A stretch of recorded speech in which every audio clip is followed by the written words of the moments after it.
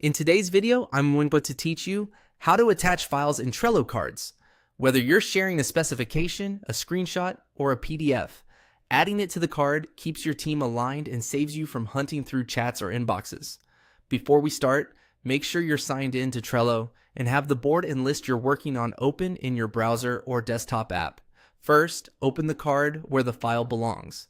Click the card's title to open its detailed view. You'll know you're in the right place when you see the sidebar with options and the activity or comment box. Picking the correct card now will make it easy for others to find the file later, so choose the task, bug, or note that the document relates to. Next, look to the right side of the card for the Add area. Depending on your window size, it may be labeled Add or Add to Card. If you don't see it immediately, scroll a bit within the card until that section appears. This panel is where you can enrich the card with elements like checklists and, of course, attachments.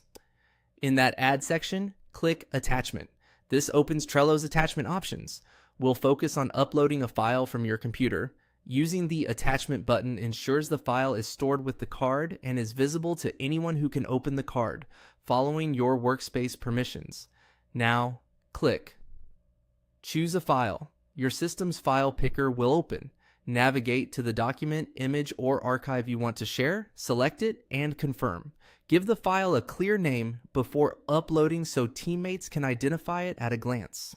During the upload, you may see a quick progress indicator. Once it finishes, the file appears in the card under Attachments, often with a thumbnail preview. You can click it to open, and the attachment will also be listed in the card's activity for easy reference later.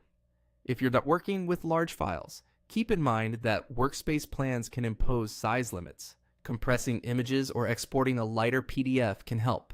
Also, if you ever don't spot the attachment option, double check that you're in the card view, not just the list, and expand the sidebar if it's collapsed.